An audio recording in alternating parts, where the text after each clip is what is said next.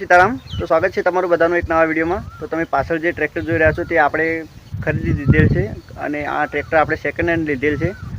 તો તમને હું બરાબર તેની પાસેથી તમને જાણકારી આપું। તો તમે જોઈ શકો છો આ ટ્રેક્ટર આપણે 2016નું મોડલ ખરીદેલ છે અને આનું જે મીટર છે ડિજિટલ છે અને 2700 અને 34 કલાકે આપણા ઘરે લાવેલું હતું। હાલે 52 કલાક છે, 20 કલાક જેવા ભરેલ છે, 18 થી 20 કલાક।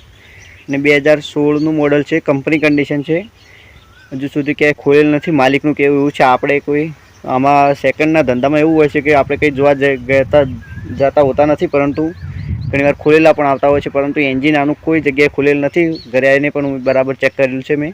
ને 2016ના કંપની કન્ડિશનના ટાયર છે, હજુ સુધી ઉતારેલ નથી એક પણ જોડ। અને આમાં બધા ફીચર પણ લખેલા છે, ઓઇલ બ્રેક છે, લિફ્ટ કેપેસિટી છે, પાવર સ્ટેરિંગ છે, પેલી બાજુ પણ લખેલા છે। અને આ 41 હોર્સ પાવરનું છે, આ હાઇડ્રોલિક એનું, અને આ એનું ડિસ્ટ્રીબ્યુટર જે પલટી પ્લાવ માટે વપરાય એ છે। બીજા તો આ ગેર વગેરે છે અને હું આગળ તમને દેખાડું। ખાલી અમે એક પ્રોબ્લેમ એ દેખાય છે કે આ બમ્પર ક્યાંક ટચ કરેલ છે આગળના માલિક હતા તેમને, અને તેમને શોરૂમ પીસ લીધેલ છે। તેના પછી સેકન્ડ ઓનર એટલે કે બીજા નંબરે આપણે લીધેલ છે। તો આ ટ્રેક્ટરનું બમ્પર થોડું જૂનું દેખાય છે, તો આને ઉતારીને કાં તો કલર કરવો પડે, નહીં તો બદલી નાખવું પડે। તે પાછળ જતાં કરીશું। આ પાવર સ્ટેરિંગ છે એનું, અને આમાં પણ લખેલું છે multi speed, reverse PTO, dual clutch, flexible axle, જે કે આગળ પાછળ એડજસ્ટ થઈ શકે એવી। અને આ ટ્રેક્ટર આપણે તમને ગમે તો કમેન્ટમાં જણાવજો કેવું છે। જોઈ શકો છો આ કંપની કન્ડિશન છે। અને આપણે ટ્રેક્ટર પર બસ હાલ સાધનોમાં તો એક કલ્ટિવેટર લીધેલ છે, જે આપણે હળ બોલીએ છીએ। તો આ આપણે ઘરની જમીન માટે વર્ષે પોતાની જમીન તો 2.5 વીઘા છે, પરંતુ 12 ઉધડ જમીન રાખી છે ભાડેથી, જેમાં 1 લાખ જેટલી ખેડાઈ અને ટ્રોલીના વગેરેના ખર્ચા થઈ જતા હોય છે, એટલા માટે આ ખરીદેલ છે। તો આ ટ્રેક્ટર 3,40,000માં લીધેલ છે। અને આ કલ્ટિવેટર એ અલગથી લીધેલ છે આપણે, અને આ હમાળ પણ।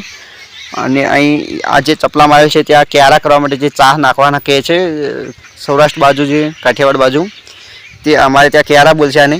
અને આ કલ્ટિવેટર લીધેલ છે। અને મારી ચેનલ પર તમને જણાવી દઉં કે એકલા ખેતીને લગતા વિડીયો નહીં આવે, કારણ કે હું વ્લોગ ટાઈપ ચેનલ ચલાવું છું। તો તમને અલગ અલગ પ્રકારની કેટેગરીમાં દેખાશે વિડીયો।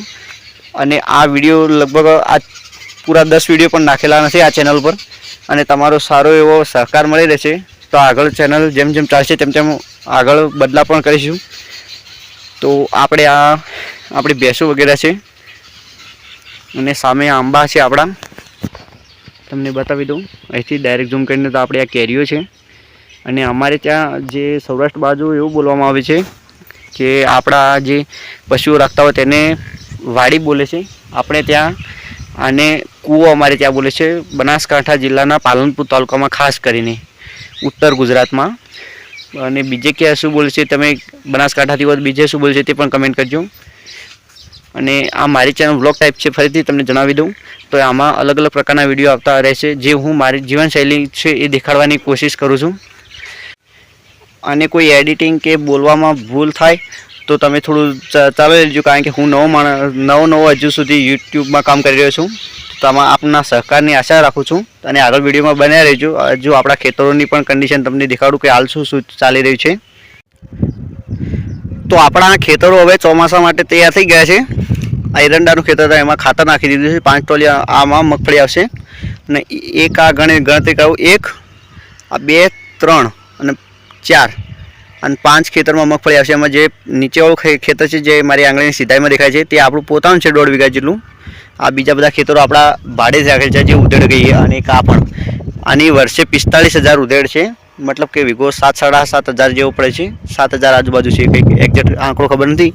અને હવે જેવો વરસાદ આવે તરત જ આમાં 2 ફેરા ખેડ કરી અને સીધી મગફળીની વાવણી કરવાની છે, પહેરવાની છે, અમારી દેશી ભાષામાં બોલીએ તો આ બધા ખેતરોમાં। અને આ ખેતરમાં લસકો જો રહી જાય લીલો તો ચાલશે, નહીંતર આને કાઢી અને આની અંદર જુવાર કે બાજરી વાવી દઈશું, જેનાથી આપણા પશુઓ માટે પૂળા મળી રહે, ચાર મળી રહે। તો હાલ ગરમી પણ દબાઈને પડી રહી છે, 42 ડિગ્રી તો નોર્મલ રહે છે। અને આ બાજરીનું કામ જ્યારે કરતા હતા ત્યારે તો એક દિવસ 48 ડિગ્રી હતી, અને રેગ્યુલર 45 44 45 રહેતી હતી ગરમી। તો એ પણ આ એક વરસાદ આવવાની સંભાવના કહી શકાય, કારણ કે જેટલી ગરમી પડે એટલું પૂર્વજોનું કહેવું એવું છે કે વરસાદ આવે. તો વિડીયોમાં આગળ બની રહું. તો આપણા ખેતરમાં હું હાલે આવ્યો છું અને અહીં તમને દેખાય તો એક પોલ પડેલો છે ઉંદરડોય. ઉંદર જો આપણે આવે આ શેઢાની આ બાજુ નીકળે છે અને આ આપણા પાડોશીનું ખેતર છે જે નીચે છે ઘણું. તો અહીંયા આગળ આપણે શું કે આને પૂરવામાં ના આવે તો અહીં પાણી નીકળી જશે.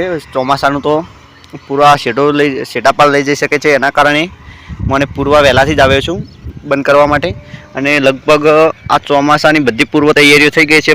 હવે આ ઝટકા મશીનના પણ જે થાંભલામાં ખાંદવાનો હોય તે પણ ખાડા ખોદી દીધેલા છે. બસ હવે આપણે કામ આગળ એટલું જ કરવાનું છે કે હવે આને અંદર થાંભલા મૂકીને ફિટ કરવાના છે અને વાયર બાંધવાના છે. પછી આ બધા ખેતરોમાં મગફળી આવી જશે. તો એ તમે આગળ જોતા રહેજો. અને લગભગ ચોમાસાની બધી પૂર્વ તૈયારીઓ થઈ જ ગઈ છે. આ બસ આટલું છેલ્લું કામ બાકી હતું, બીજું લગભગ સુધારી દીધું છે.